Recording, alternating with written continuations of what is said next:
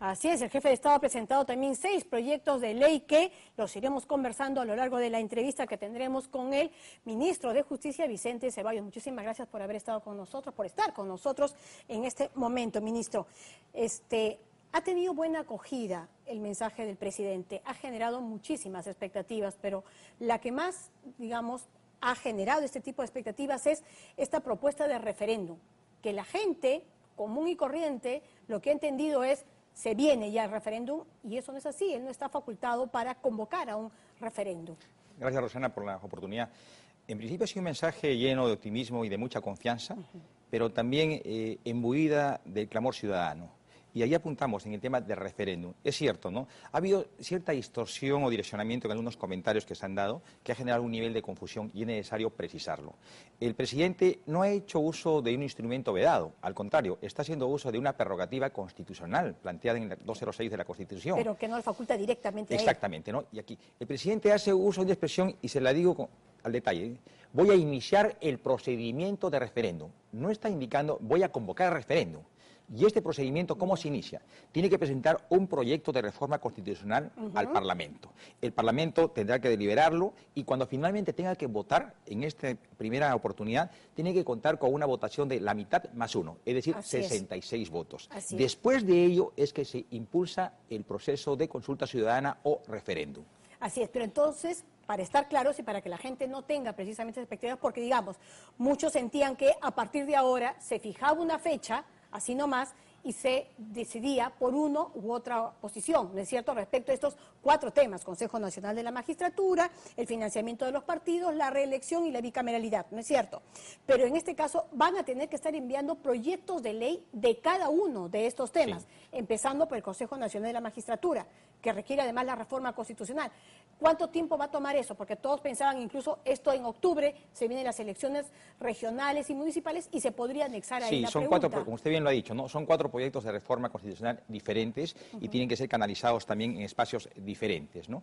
Obviamente lo ideal hubiera sido que sea coincidente con las próximas elecciones regionales y municipales ya convocadas para el 7 de octubre, pero seamos claros, no alcanza el tiempo. Primero, son los procedimientos legislativos internos. El Parlamento renovará recién actividades la tercera o cuarta semana de agosto. Nos queda septiembre. Lo otro, más allá de que haya celeridad y predisposición en el Congreso, también nos queda la parte logística. O sea, las elecciones regionales y municipales ya están en cursos, ya se están imprimiendo las papeletas, todo el proceso está en la capacitación. Entonces, un elemento nuevo, obviamente, saldría pésimo. Entonces, en ese concepto, lo más expectante es esperar la llamada segunda ronda electoral, que tiene que darse necesariamente para aquellos candidatos a gobiernos regionales que no alcancen a superar el 30%.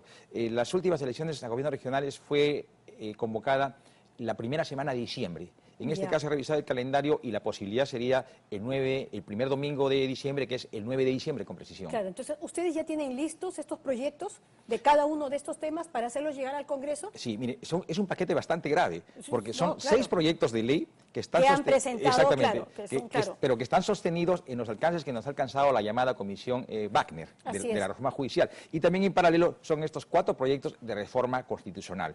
He conversado con el Premier y con el Presidente, estos proyectos deben estar presentados al Congreso a más tardar la segunda semana del mes de agosto. Y ahora que usted dice Premier, lo escuché recién hace algunos minutos y la impresión que yo tuve de escucharlo es también que él decía, bueno, lo hemos llevado por este lado porque si el Congreso no acelera, está el referéndum que nosotros estamos proponiendo. Entonces, parece que él tampoco tenía tan claro la figura, en este caso, de cuáles los pasos a seguir.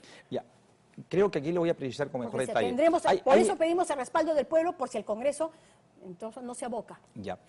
Entiendo que en estas circunstancias, no olvide usted que el Congreso ya ha declarado en emergencia el Consejo Nacional de Magistratura. Así es. Correcto, entonces tiene que haber un qué hacer. O sea, perfecto, no hay CNM por 9 meses, pero ¿qué hacemos?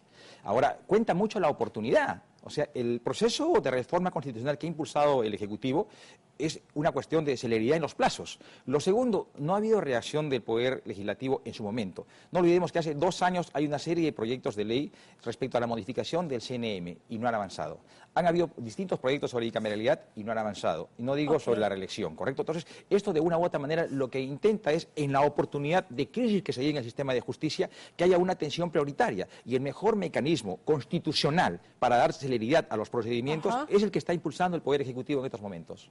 Ahora bien, quizás la inquietud... Pero necesita el apoyo del Congreso, o sea, va a pasar por el Congreso, entonces no se podría estar en todo caso anunciando que si el Congreso no responde con la celeridad que se requiere, tenemos esta otra vía. Porque no es otra vía, necesariamente pasa por el Congreso de la República. Entonces, acá sí nos encontramos... Entonces, por eso digo, le digo, y porque podrían haber esas contradicciones o nos hace pensar que de repente no están tan bien informados, porque incluso él señaló que podía ser en octubre, y usted mismo me dice, y la razón, además, el sentido común dice que para octubre no hay forma, está muy difícil. Sí, mire, pongamos dos escenarios, Rosana, y con mucha ponderación. El escenario ideal sería que haya consenso, que haya predisposición por el Parlamento, que finalmente se lo apruebe y que se someta a referéndum y que la ciudadanía en legítimo derecho defina. Es el escenario ideal. Pero también nos corresponde un escenario crítico. ¿Qué pasa si ingresa el proyecto de reforma constitucional y el Parlamento, primero, lo rechaza o lo adormece en el archivo, ¿correcto? O sea, no hay proyecto. O lo segundo, que sí tiene voluntad, pero aprueba un proyecto diferente al Ejecutivo. ¿Qué pasa en esa disyuntiva? Lo hemos revisado. Mire, esta es, creo, la primera experiencia de reforma constitucional. Por eso, pongámonos en ese caso. Eso ocurre. Correcto. Le rechazan. ¿Qué nos queda? ¿Qué les queda? Le queda al Poder Ejecutivo, impulsor de este proyecto, le queda como alternativa acudir a la ley 26.300, que es recabar el 10% de firmas de los ciudadanos electores para impulsar directamente el proceso de referéndum. Sí, son 23 millones. Pero hay quien lo hace, porque el Ejecutivo como tal no lo puede hacer. Tendría que ser a título personal de un ciudadano.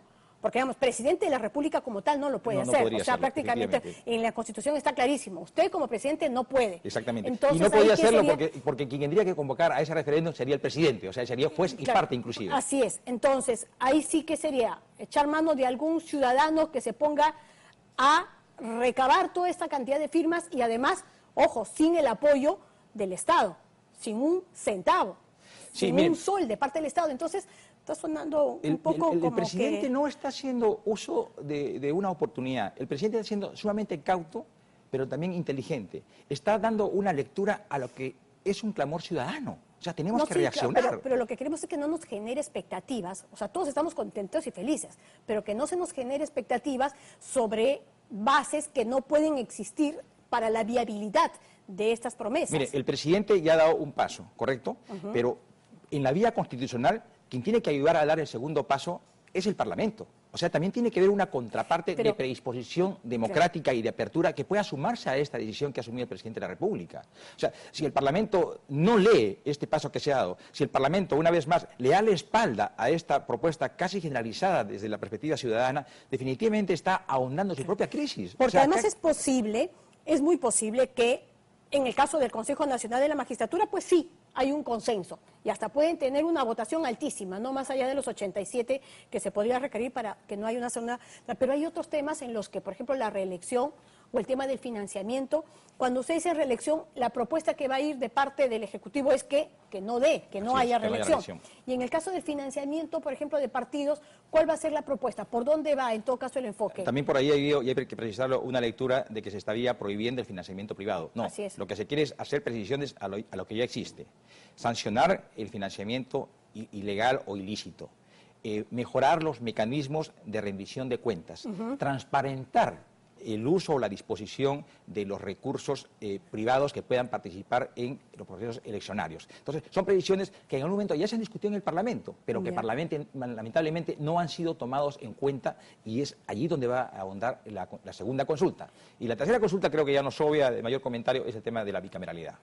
Sí, pues claro. Ahora, las primeras respuestas que se han dado en el Congreso es, perfecto, queremos referéndum.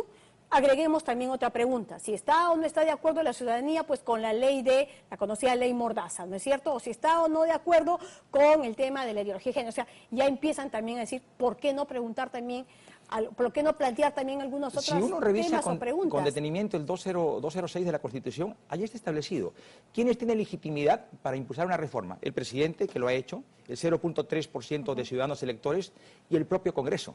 El Congreso es quien no ha tenido voluntad de impulsar una auténtica reforma para el país. Entonces, tiene una grave debilidad. Ahora se siente motivado porque quien le ha liderado este proceso de reforma es el presidente de la República.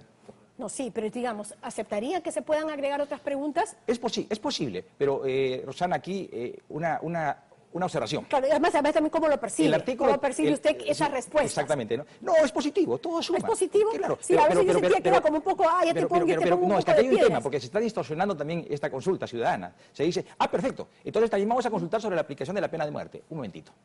Leamos de manera integral la Constitución. El 32 dice, ¿qué materias no pueden ser objeto de una consulta a través del referéndum? Materia tributaria, restricción de derechos humanos y revisión de tratados internacionales. Esas materias no son pasibles de ser consultadas. Tipo la pena de muerte, por ejemplo. Con mayor razón. ¿No es cierto? Está pendiente un tratado y es una restricción a un derecho fundamental. Bien, entonces, ¿qué tenemos que esperar? Que el tiempo pase, se presentan ustedes los proyectos, ustedes, me imagino, me dice que ellos retornan la tercera semana de agosto. Para la primera semana de septiembre ya estarán los 4 proyectos. La segunda semana de agosto ya deben estar los 10 proyectos. Los 10 ordinarios. Ya esperándolos, cuando 10 regresen. proyectos, exactamente. Los 6 de proyectos ordinarios y los 4 de reforma constitucional. Es más, ya mañana, el mismo lunes, ya estamos trabajando en comisiones para reforzar los ejes temáticos que ya se vienen abordando. Es decir, vamos a acelerar el ritmo. El presidente está liderando un proceso bastante interesante. No se está quedando con la reforma judicial, está impulsando una auténtica reforma política y está teniendo eco en lo que es un clamor ciudadano. Creo que el presidente está percibiendo que lo que la ciudadanía siente y desea como gobernabilidad. Rosana, no pasemos por alto una circunstancia. Estamos inmersos en una delicada y comprometedora crisis política, que nos distrajo la crisis de los órganos judiciales en estas últimas semanas, no suplanta la anterior. O sea, hay dos crisis que se conjugan entre sí. Ya, entonces usted me dice que recién están trabajando los temas y que sí confía que en 15 días los van a tener. Sí. ¿No es muy rápido? No, sí se viene trabajando. Ahora, buena hora que me plantea esta pregunta. Fíjese. Sí, porque me quedé con su respuesta. Mire, en lo que respecta, por ejemplo, a los 6 proyectos de leyes ordinarios, estos son insumos que estamos recogiendo de la llamada Comisión de Reforma del Sistema de Justicia presidida por Alan Wagner, porque ellos nos han alcanzado 10 medidas concretas y urgentes, de las cuales son propuestas de ley, pero no han alcanzado solamente propuestas, sino nos han alcanzado también el proyecto de ley. Ok. Ya, pero ese es en el caso de las otras 6, no en el correcto. caso de las 4 que se tendrían que... En el caso de que se proponen para el referéndum. En el caso de lo que es la reforma constitucional del CNM, también nos han alcanzado un proyecto de ley, ¿correcto? Y ahí con un añadido, una disposición transitoria, ¿de acuerdo? Que este nuevo CNM, una vez instalado, pudiera revisar todos los nombramientos que ha dado el CNM anterior y que estuvieran en entredicho. ¿Correcto? Entonces, lo que nos queda trabajar a mayor profundidad son los otros 3 proyectos de reforma constitucional vinculados a reelección, a financiamiento y a bicameralidad. ¿Quién incluyó esos temas en el discurso? ¿Fue usted? No. Digamos, el sector justicia. No, o sea, nosotros somos el soporte jurídico, la opinión jurídica. Obviamente, por mandato constitucional, el mensaje tiene que ser aprobado por el Consejo de Ministros. Esto lo ha sometido al Consejo del Presidente el día jueves, fuimos convocados a primera hora. O sea, digamos, es una propuesta de la Presidencia. Exactamente, es una propuesta presidencial que ha sido validada por el Pleno, ha sido discutida, pero obviamente quien lidera el Ejecutivo es el Presidente de la República. Bien, Ministro, muchísimas gracias por estar con nosotros, pero además, lo más importante, que estas expectativas en verdad encuentren respuesta, que no se queden ahí nomás en el aire. ¿No es cierto? Roxana, tenemos un presidente que su presidencia la está liderando de la mejor manera. Creo que la mejor respuesta no solamente son las calles, sino la solidez, la actitud y el coraje con que está enfrentando liderar un país. Bien, muchísimas gracias. A usted, Roxana. Y bueno, vamos.